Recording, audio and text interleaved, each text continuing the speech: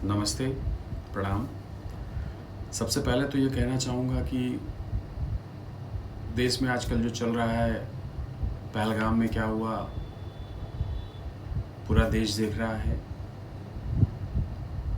कौन आया, कौन मार के गया, किसको मारा, क्यों मारा, आज हर एक देशवासी को मालूम है। लेकिन मैं यहाँ इस वीडियो में आज एक ऐसे मुद्दे पर, कुछ मुद्दों पर बात करना चाहता हूँ जिन मुद्दों पर सरकार या विपक्ष दोनों को ध्यान देना चाहिए। हमें भी उस पर ध्यान देना चाहिए।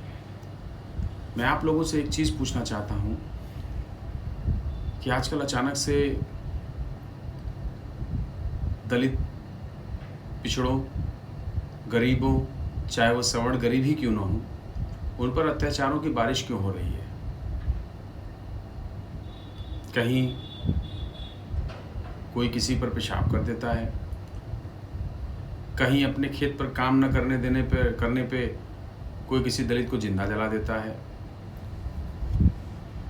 कहीं बच्चों को स्कूल में बुलाकर गोली मार दी जाती है, कहीं किसी को कोई खास स्लोगन कहने के लिए प्रताड़ित किया जाता है, जाति पूछकर उसको, धर्म पूछकर उसको पीट कर या तो मार दिया जाता है या तो उतनी बुरी तरह मार दिया जाता है कि वो ज़िंदगी और मौत की लड़ाई लड़ने लगता है, ठीक से इलाज भी नहीं करा पाता है।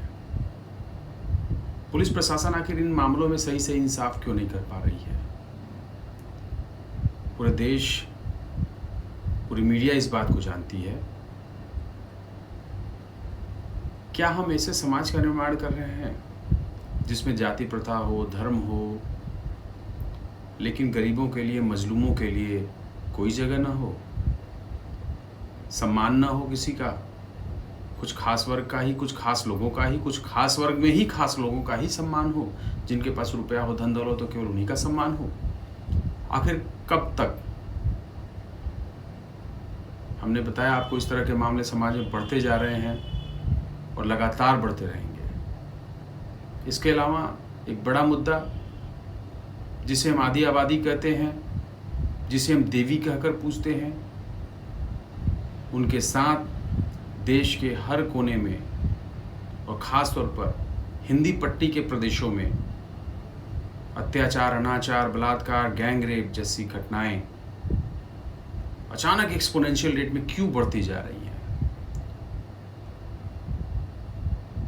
ऐसे मामलों में हमने देखा है बहुत सारे महानुभाव, ज्ञानी लोग ऐसी घटनाओं में, ऐसे दुष्कर्म, बलात्कार की घटनाओं में कई टिप्पणियां आपके सामने आई हुई, जिसमें कहा गया कि महिलाओं का ही दोष है, उनके कपड़ों का दोष है, उनके सोचने समझने की क्षमता का दोष है, उनकी नौकरी का दोष है। लेकिन मैं उन महानुभावों से पूछना चाहता हूं कि जब 3 महीने की बच्ची, 6 महीने की बच्ची, 6 साल की बच्ची, 6 माह की बच्ची, 10 साल की बच्ची के साथ इस तरह का गलत व्यवहार होता है, गैंग रेप होता है, तो उसमें दुष्कर्म करने वाले, रेप करने वालों को कौन सा सुख प्राप्त होता है, उसमें उन बच्चियों की क्या गलती होती है।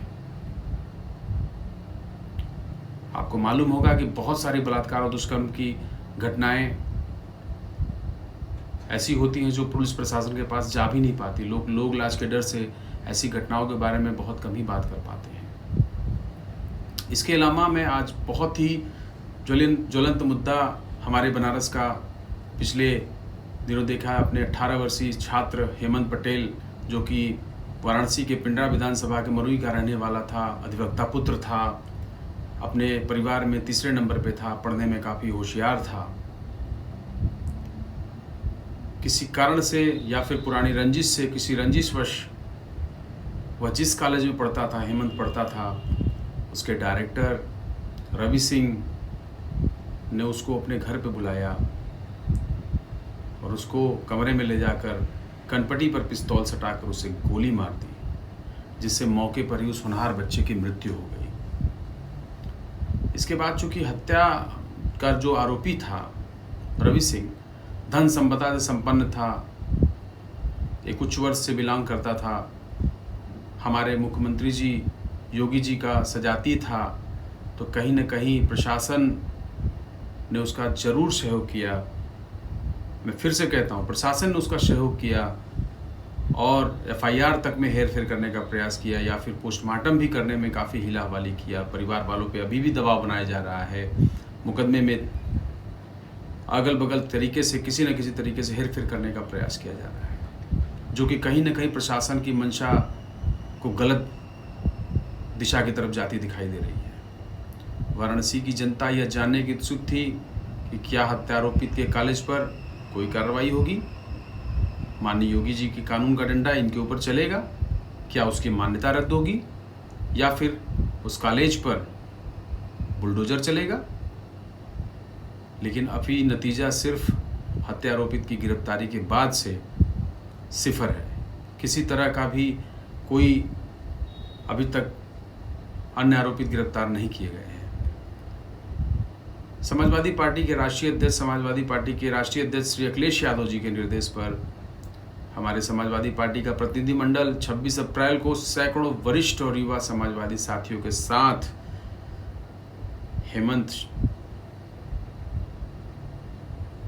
के पिताजी, जो कि अधिवक्ता हैं पेशे से, बनारस बार में प्रैक्टिस करते हैं, उनके आवास पे जाकर समाजवादी अमले ने उनको समुचित कानूनी कार्रवाई करवाने के लिए, मदद करने के लिए और पूरा साथ देने के लिए उनको ढाढ़स बनाया, उनको हिम्मत दी। इसके बाद इस मुद्दे पर सरकार की नज़र गई। समाजवादी पार्टी के साथ साथ समाजवादी पार्टी की विधायक सिराथुकी पल्लवी पटेल जी और सरदार सेना के अध्यक्ष डॉक्टर आर.एस. पटेल के संघर्षों ने इस मुद्दे को कुछ ज़्यादा ही गर्म किया। पल्लवी पटेल जी की पार्टी के साथ साथ उनके साथ करीब 15-20 कार्यकर्ताओं पर ज़बरदस्ती एफआईआर किया गया, जिसका नतीजा यह निकला कि मौके पर अपनी सम्मान बचाने के लिए अपना दल सोनेलाल के कैबिनेट मंत्री श्री आशीष पटेल जी को मृतक के आवास पर जाना पड़ा, उनको कार्रवाई करने का आश्वासन देना पड़ा और अपने कैबिनेट मंत्री होने का दबाव दिखाकर कहीं न कहीं उन्होंने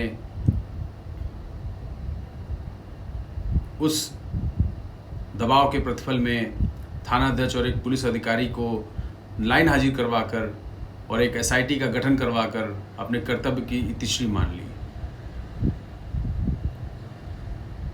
हालांकि जो इन्होंने स्पेशल इन्वेस्टिगेशन टीम बनाई है, वो इन्वेस्टिगेशन टीम क्या, जिसमें सरकार के नुमाइंदे हैं, जिसमें सरकार के ही पुलिस के ही अधिकारी हैं, वही पुलिस के अधिकारी, वही पुलिस जो अभी तक इस मामले में हिलाहवाली कर रही थी, जिसे सरकार की चाकरी करनी है। हम कैसे मान लें कि वो निष्पक्ष फैसले कर पाएंगे या निष्पक्ष जांच कर पाएंगे, या फिर ये मान लें कि अगर वो अपनी रिपोर्ट देते हैं तो क्या वो गारंटी होगी कि वह रिपोर्ट निष्पक्ष होगी। मैं इस वीडियो के माध्यम से पटेल समाज को, दलित समाज को, पिछड़े समाज को,